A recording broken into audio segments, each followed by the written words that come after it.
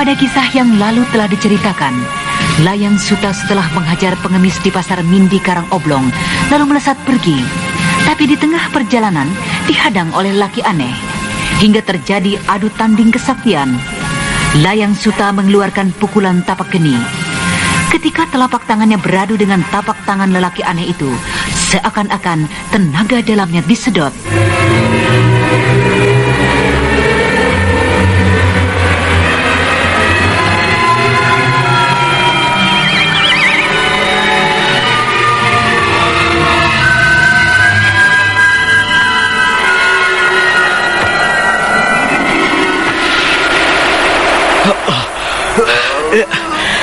Kenapa tubuh tiba-tiba terseret ke depan? Tanganku juga menjadi lengket di telapak tangannya. Ilmu setan mungkin. Kau seperti berpacu jauh, Layang Suta. Aku tidak akan membunuhmu, tapi akan merontokkan ilmu yang kau miliki. Jangan membuat di hadapanku. Nah, ini Layang Suta. Kenapa tiba-tiba tubuhku menjadi panas begini? Kenapa jadi begini?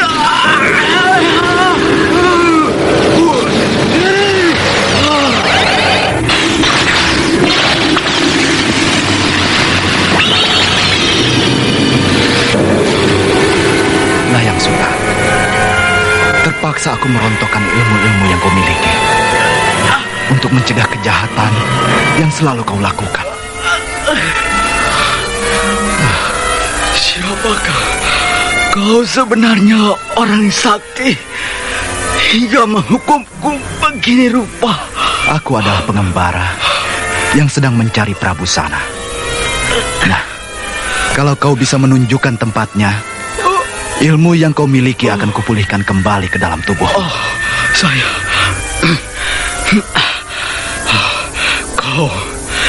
Kau kejam. Bunuh sajalah aku.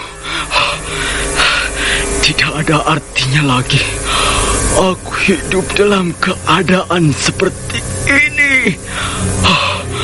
Bunuhlah aku. Hukuman ini sudah sepantasnya kau terima, Layang Suta. Robahlah semua sikapmu, dan Dewata Agung kelak tentu akan mengampunimu. Tidak. Iya. Aku sudah tidak mempunyai lagi keinginan untuk terus hidup dalam keadaan begini. Bunuhlah aku.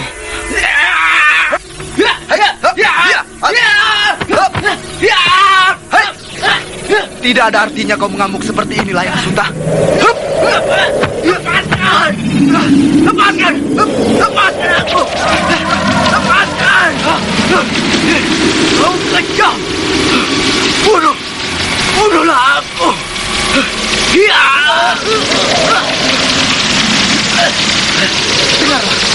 Dengarlah, Layang Suta. Kepandaianmu itu tidaklah hilang dengan begitu saja. Kepandaianmu itu masih tetap berada dalam tubuhmu. Satu saat kelak, jika kau merubah sikapmu, menguasai dirimu, tidak banyak mengalami tekanan-tekanan emosi, semuanya akan pulih kembali, Layang Suta. Benarkah apa yang kau katakan itu? Iya. Semua kepandaianku ini akan dapat pulih kembali. Apakah kau tidak mendustaiku? Apakah kau tidak hanya sekedar membuatku senang? Berkatalah terus terang. Saya tidak tahu. Kau kejam menghukumku dengan cara begini. 5 tahun lagi. 5 tahun lagi, Layang Suta. Ilmu yang kau miliki akan mengalir ke dalam tubuhmu. Nah, kembalilah kepada rajamu. Jangan berbuat sewenang-wenang. Pasti ada balasannya. Nah, selamat tinggal, sobat. Hup. Aku sulit berdiri. Tubuhku menjadi berat begini. Aduh. Suatu saat akan kubalas sakit hatiku ini.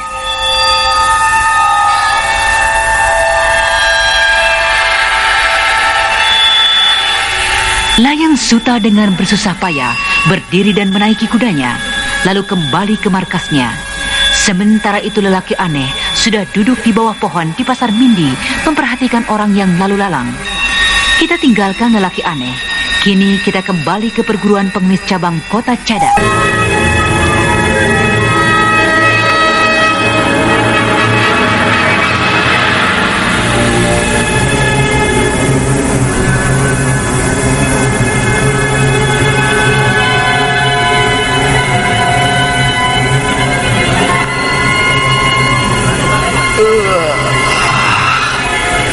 Aku mulai mengantuk. Aku tidur dulu di bawah pohon mindi ini.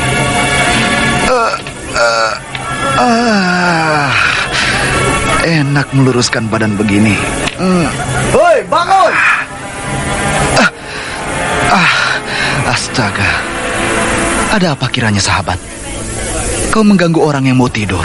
Bangunlah sebentar. Iya.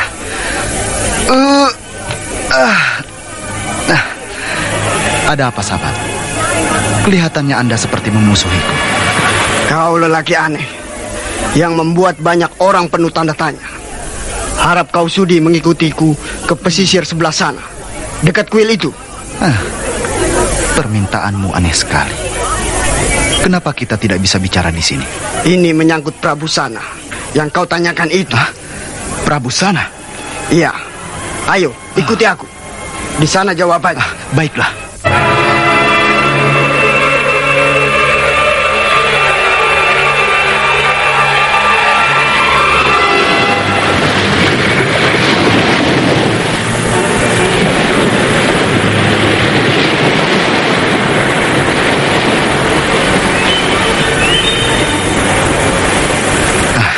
Kita sudah sampai di kuil.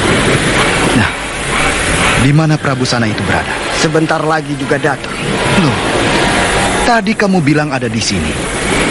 Sekarang kau bilang sebentar lagi datang. Mana yang benar? Sabarlah Tuhan. Baik. Aku akan bersabar menunggunya. Siapakah pasukan berkuda itu? Celaka. Pasukan kerajaan Sokawarni tentu akan melakukan pembersihan. Kelihatannya bukan prajurit yang kemarin melakukan pembersihan. Tenang saja, sahabat. Jangan takut.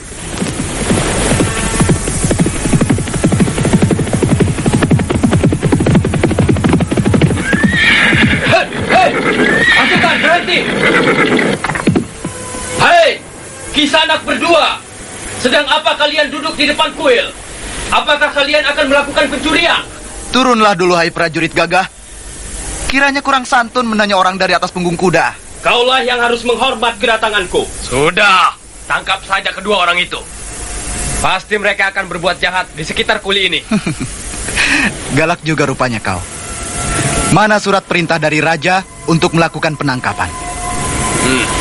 Aku adalah prajurit perang, bertugas tanpa surat perintah. Kalian berdua mau cari gara-gara? Aku berdua tidak membuat keonaran. Penduduk yang tidak menghormat kepada prajurit kerajaan, dia pasti pengacau dan pemberontak. Ayo prajurit-prajurit, tangkap kedua orang ini. Ayo. Kita dikepungnya. Mereka melingkar dan masing-masing menghunus pedang. Tenang, mereka akan mundur sendiri. Kalian prajurit, turunlah, ringkus kedua pembangkang itu, bunuh pengacau itu. Ayo.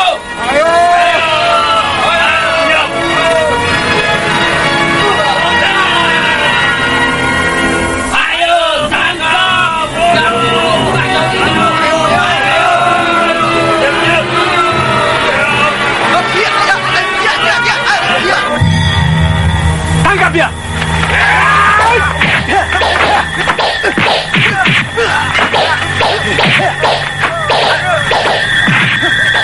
Serentak, prajurit sambil menghunus pedang melompat turun dari kudanya.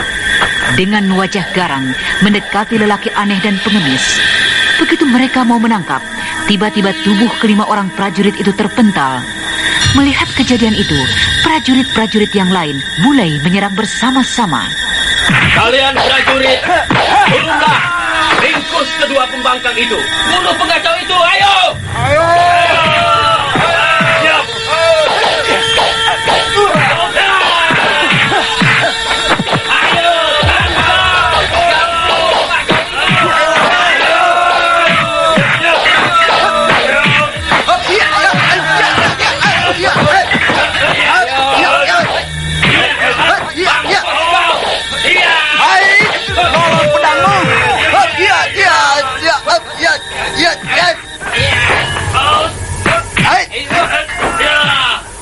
Siap! Ya!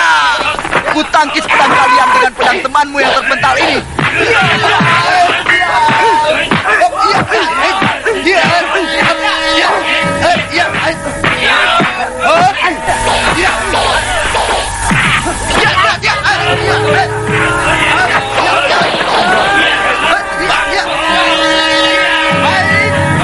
Pertempuran antara dua orang melawan kira-kira 20 orang prajurit begitu serunya. Sabetan-sabetan pedang prajurit ditangkisnya dengan berjumpalitan. Sang pengemis kewalahan lalu mengeluarkan jurus tongkatnya. Sedangkan si lelaki aneh mengambil pedang prajurit yang terpental. Ya! Ku tangkis pedang kalian dengan pedang temanmu yang terpental ini.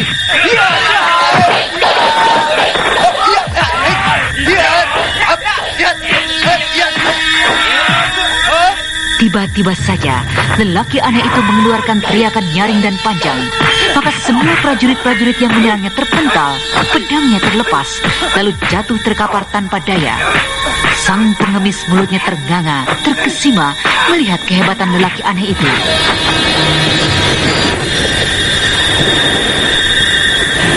Hei, prajurit-prajurit Sokawarni. Nyawa kalian berada di tanganku.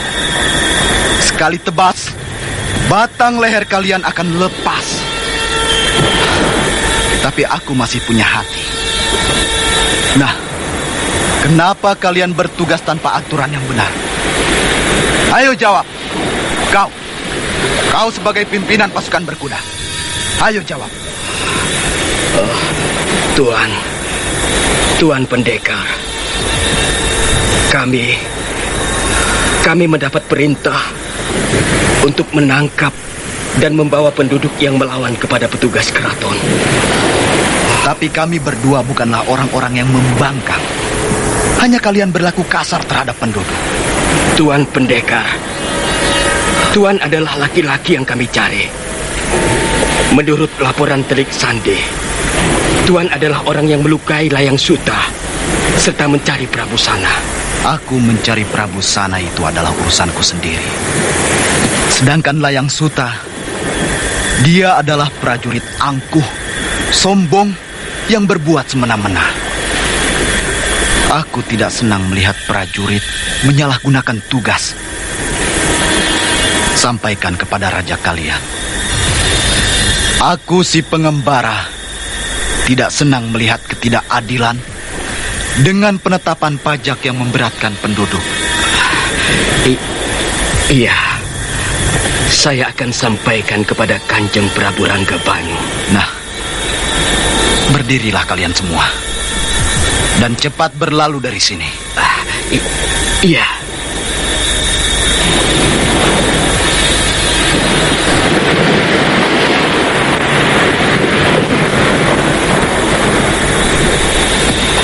Satu persatu prajurit-prajurit itu bangun, mengambil pedangnya masing-masing.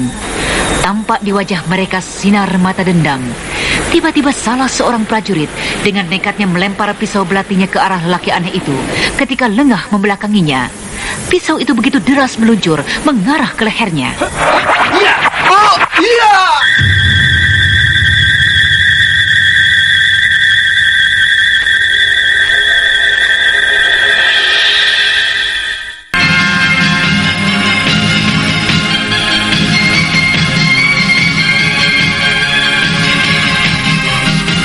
Nah, saudara pendengar, dapatkah lelaki aneh itu menghindari pisau terbang yang mengancam jiwanya itu? Untuk mengetahui jawabannya...